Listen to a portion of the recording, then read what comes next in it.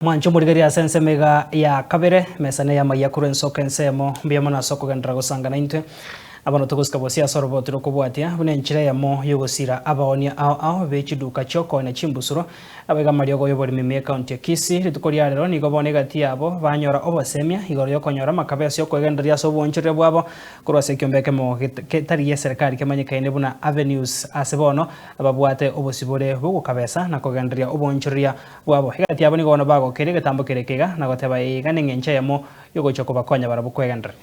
My name is Faith Kaivia Mwirigi. I'm the head of sales at Avenues. Avenues, we are a financial institution licensed and regulated by Central Bank of Kenya to do financial lending to the agriculture sector.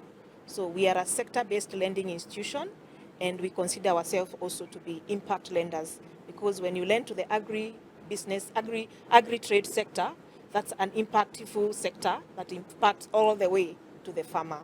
So we are glad, and the most important thing is that being regulated and licensed by Central Bank of Kenya, it simply means we are in prudent lending, we do ethical lending, and we also have monitoring and regulation from the CBK, because we are supposed to be guided by the Consumer Protection Act, something like data protection, whereby if we take data from ENOCHEM about their stockists, that data is purely supposed to be used internally by us for the purpose of lending, and we do not share that data to other parties.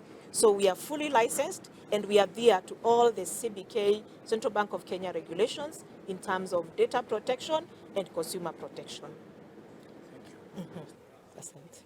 Kulipa tuko na enough staff kwa hii huku hizi regions, tuko na watu wanaitwa sales officers na ni wengi, na tuko na account managers. Hawa ndio watu wanatembelea na wanakaa na stockist on a daily basis, wanakuwa na uhusiano very close. So we encourage proper communication from the stockist.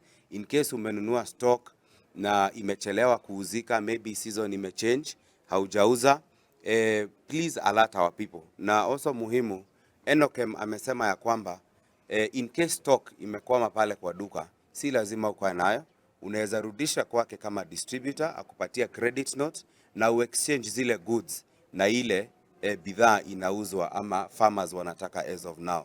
So all these strategies tumeweka ili ku make sure stockist haizi kwama na stock na bado anaambiwa alipe nini financing ama deni. So hiyo communication na hiyo arrangement na distributor inapea stockist njia rahisi sana ya kumanage stock na financing yake.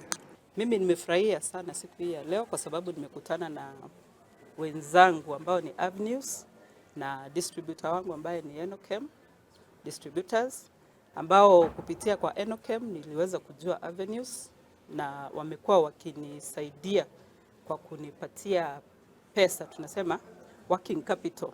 Unapata kuna saa zenye hauna cash, maybe imefungwa kwa stock nyingine ambayo iko kwa duka na unataka ni high season, kama saa hii unataka mbolea, unataka mahindi, unasema wacha niende for that loan ili nisaidie nilete hiyo stock nyingine ambayo ni extra. Sasa hivyo imenirahisishia kazi na pia imefanya biashara yangu imekua, kwa sababu sasa siuzi hakuna kama kitambo. Customer akikuja unamwambia sina hii, anatoka kwa duka yako anaenda kwa duka nyingine. Lakini sasa kupitia kwa Avenues unapata kuwa hiyo stock umeletewa na ENOCHEM, mkulima akikuja akosi ile kitu anataka, biashara imeweza kukua. Na pia hiyo pesa unaifanyia biashara kwa muda mrefu, kwa sababu pia unafaa kurudisha labda kwa mwezi mmoja, miezi miwili ama miezi mitatu. So iko flexible. Hiyo pesa unaifanyia biashara inapea faida mingi.